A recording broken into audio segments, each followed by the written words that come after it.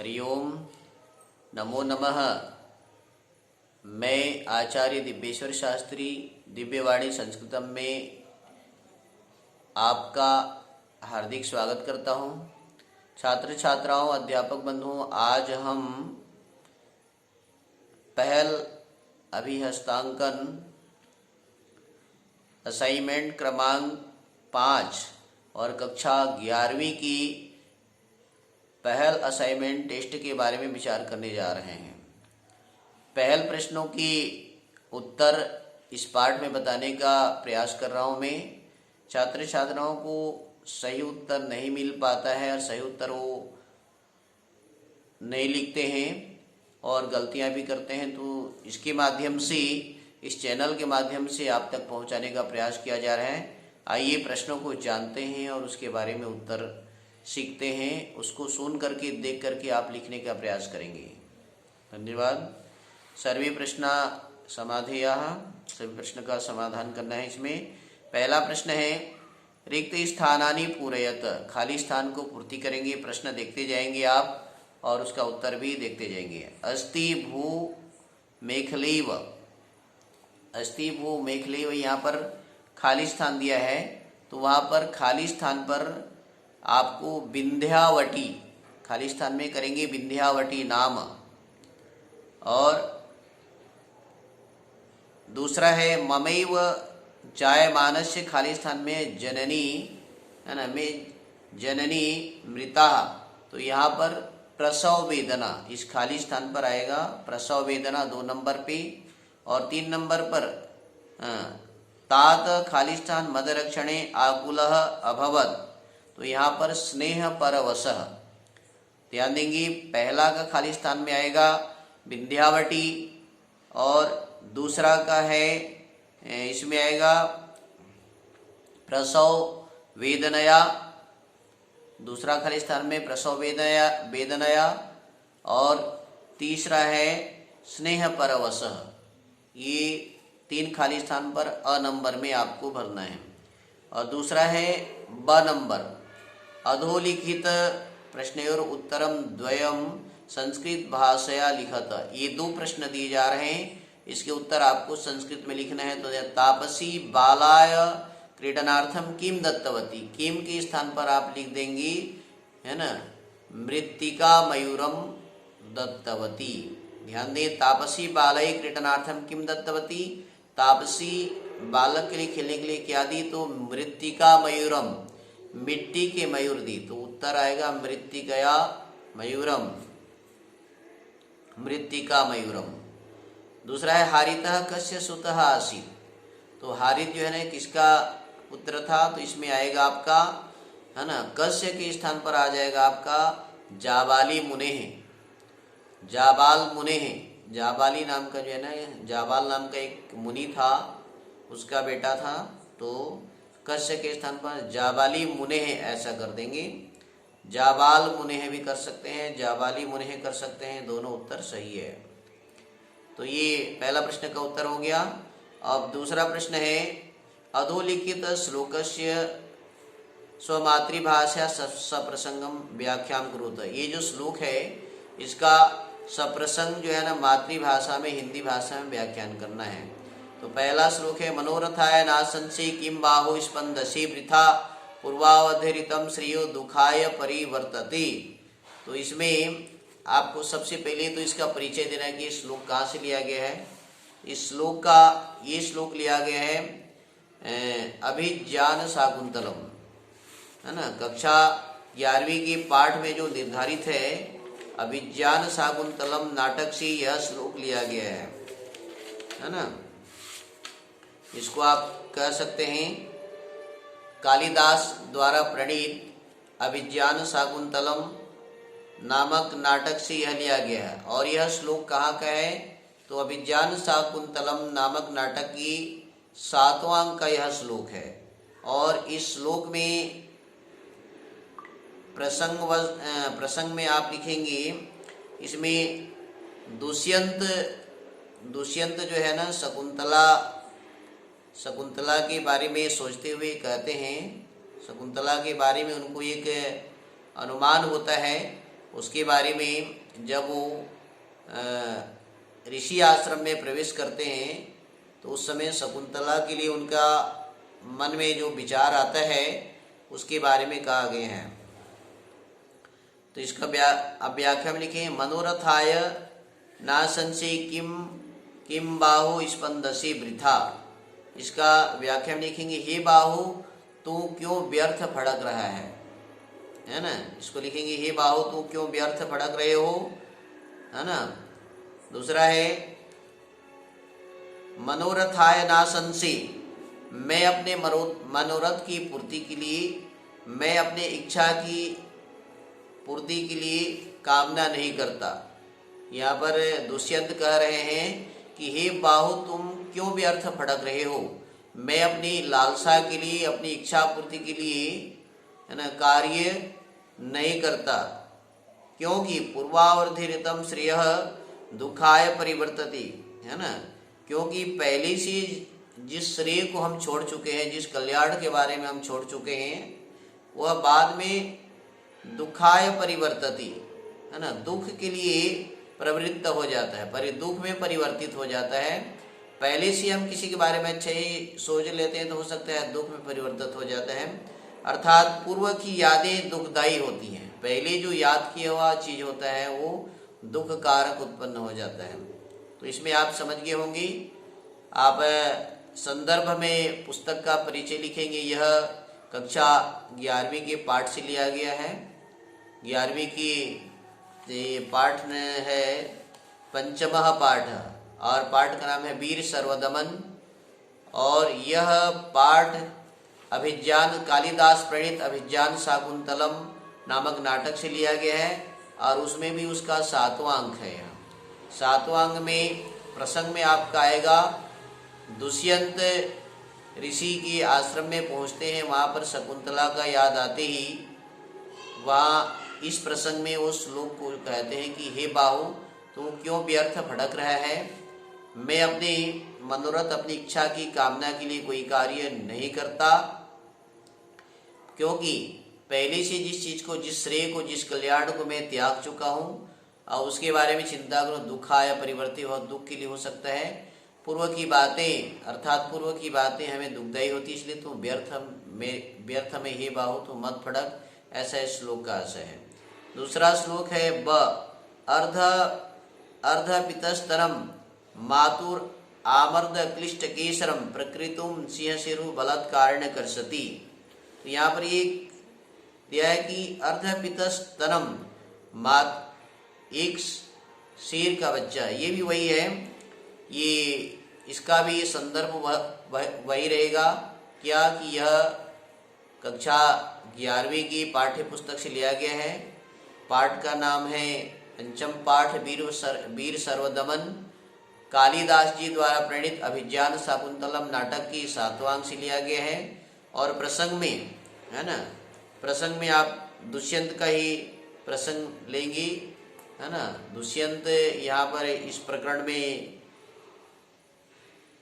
हाँ, इस प्रकरण में जो श्लोक, दुष्यंत जो है ना, वहाँ पर आश्रम में जहाँ शकुंतला रहती है उस आश्रम में जाते हैं, और वहाँ पर ध्यान से सुनते हैं, किसी का आवाज आता है, और उस आवाज के बारे में इस लोग अर्ध पितस्तनम मातुरामर्द क्लिष्ट केसरम, जिस प्रकार से, है ना, शेर का बच्चा माँ का स्तन पान करने के लिए वो जो है जबरदस्ती अपने माँ की स्तन को खींचता है, बलात्कारेण कर्षति, जबरदस्ती, बलात्कार पूर्वक, या फिर जबरदस्ती क्या कहना चाहिए, जबरदस्ती साहस पूर्वक, शक्ति पूर्वक खींचता है। शेर का छोटा सा बच्चा जिस प्रकार माँ की स्तन पान करने के लिए उसको जबरदस्ती खींचता है और स्तन पीने का प्रयास करता है, उसी प्रकार से, है ना, सर्वदमन जो दुष्यंत का पुत्र है, सर्वदमन प्रक्रीडितुम सिंह शिशु, शेर के बच्चे को खेलने के लिए जबरदस्ती अपनी ओर खींचता है ना। बलात्कारेण कर्षति मतलब जबरदस्ती उसको जो है ना अपनी शक्ति पूर्वक अपनी ओर खींचता है। समझ गए। इसका व्याख्या में वही लिखेंगे कि सर्वदमन जो है ना अपने साथ खेलने के लिए शेर के बच्चे को अपनी ओर खींचता है, वो भी जबरदस्त है। उदाहरण किस प्रकार से, जैसे शेर का बच्चा दूध पी रहा है, माँ का स्तनपान कर रहा है और वह माँ के स्तन को जबरदस्त अपने ओर खींचता है ना। उसी प्रकार से ये भी सर्वदमन भी शेर के बच्चे को खेलने के लिए अपनी ओर जबरदस्ती खींचने का प्रयास करता है। ऐसा आप इसके प्रसंग में कर सकते हैं। ये प्रश्न का, इस प्रश्न का उत्तर हो गया। हाँ, ये दूसरे प्रश्न का उत्तर। अब तीसरा प्रश्न है, अधोलिखित पात्रयोः स्वपाठ्य पुस्तकात् हिंदी भाषा परिचय लिखत। दो पात्र हैं, इनका हिंदी भाषा में आपको परिचय लिखना है। एक है सर्वदमन।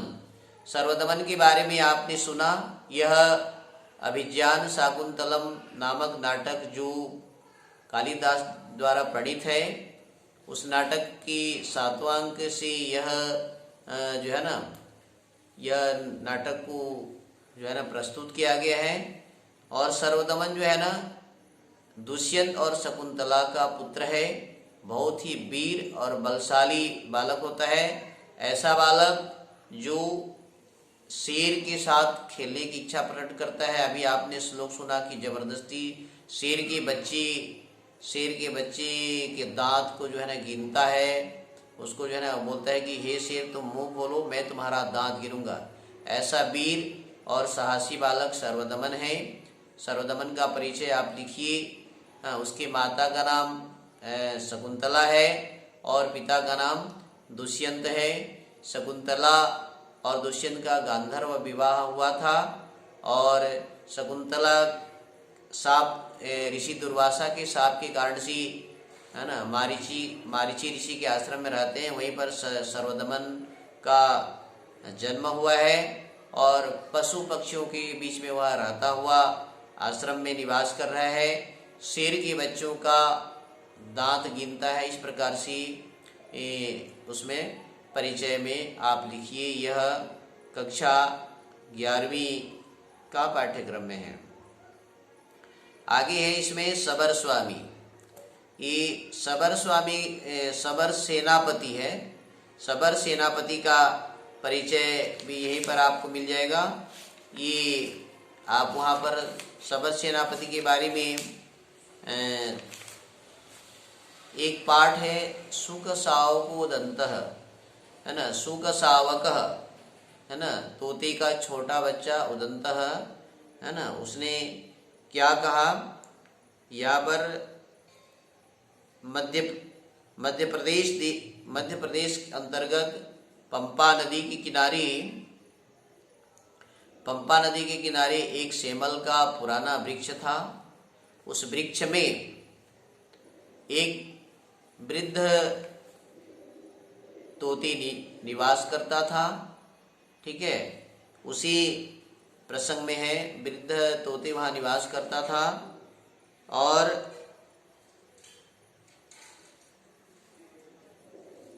वहीं पर जो है ना एक सबर सेनापति जो है ना वहाँ आता है और जीर्ण शीर्ण सेमल की पेड़ को देख करके उसके जो कोटर होता है ना, उस कोटर में या पेड़ के जो आश्रय है, उस आश्रय में जो तोता होता है उसको जो है ना निकाल करके फेंक देता है। ये सबर सेनापति जी, हाँ, सबर सेनापति शिकार के लिए आता है और अपने ही जैसे वृद्ध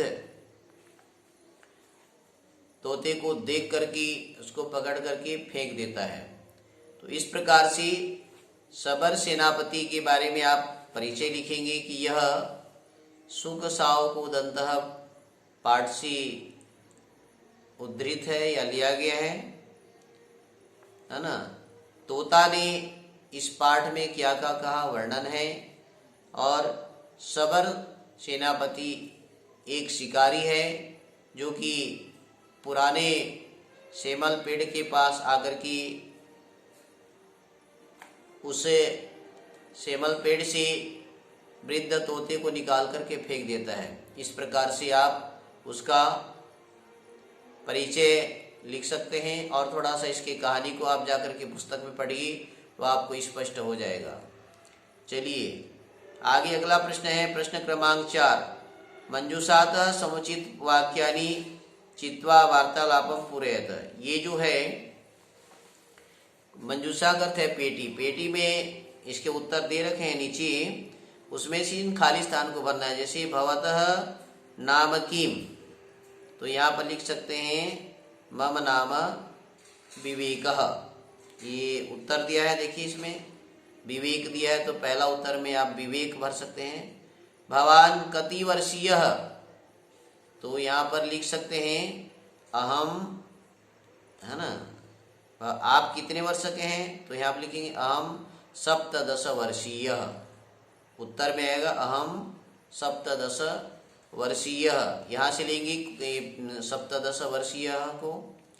और अपि भवान पठति, अगला है प्रश्न करते हैं कि क्या आप पढ़ते हैं, तो इसका उत्तर बनता है, इसमें दिया है देखिए, है ना, अपि भवान पठति, तो इसका उत्तर बनेगा अथ किम, और नहीं तो क्या, इसका उत्तर बनेगा अथ किम। कस्याम कक्षायाम पठति, मतलब किस कक्षा में, तो 4 नंबर में उत्तर आ जाएगा एकादश्याम, एकादश कक्षा में पढ़ता हूँ। फिर ये दिया है कि कस्मिन विद्यालय, तो यहाँ पर स्पष्ट दिया है शासकीय उच्चतर माध्यमिक विद्यालय पुसोरे, शासकीय उच्चतर माध्यमिक विद्यालय पुसोर में पढ़ता हूँ। इस प्रकार से इसका उत्तर बनेगा। तो ध्यान दें, इसका पहला है भवतः नाम किम में आ जाएगा विवेकः, भवान कति वर्षीयः, इसमें आ जाएगा सप्तदश वर्षीयः। अपि भवान पठति में आ जाएगा अथ किम। कस्याम कक्षायाम में आ जाएगा एकादश्याम। और कस्मिन विद्यालय, यहाँ पर खाली स्थान में आ जाएगा शासकीय उच्चतर माध्यमिक विद्यालय पुसोरे। छात्र छात्राओं, अध्यापक बंधुओं, ये कक्षा 11वीं की पहल के उत्तर, पहल क्रमांक 5वां के उत्तर बताने का प्रयास किया हूँ। और जहाँ आप संस्कृत को सीख जाएंगे, संस्कृत के इनके अर्थों को सीख जाएंगे, तो आपको किसी भी प्रश्न का बहुत सरलता से उत्तर मिल सकता है। छात्र छात्राओं को कठिन न हो, और दिव्यवाणी संस्कृतम चैनल के माध्यम से लोग जो है ना संस्कृत से जुड़े, संस्कृत का प्रचार प्रसार हो, संस्कृत में ज़्यादा रुचि रखें। बालक बालिकाएं आप संस्कृत पढ़िए और संस्कृति को बचाइए, इस आशय से इसमें मैंने शीघ्र ही आपको उत्तर बताने का प्रयास किया है। आप इस चैनल को लाइक करें, सब्सक्राइब करें, और आपको अच्छा लग रहा है तो कमेंट्स बॉक्स में अपना कमेंट्स लिखें कि इस प्रकार के पाठ, संस्कृत के विविध प्रकार की चलचित्र वीडियो आपको कैसे लग रहे हैं, आपको क्या दिव्यवाणी संस्कृतम चैनल से लाभ हो रहा है, तो जरूर लिखने का प्रयास करें। धन्यवादः, नमो नमः, पुनर्मिलामः।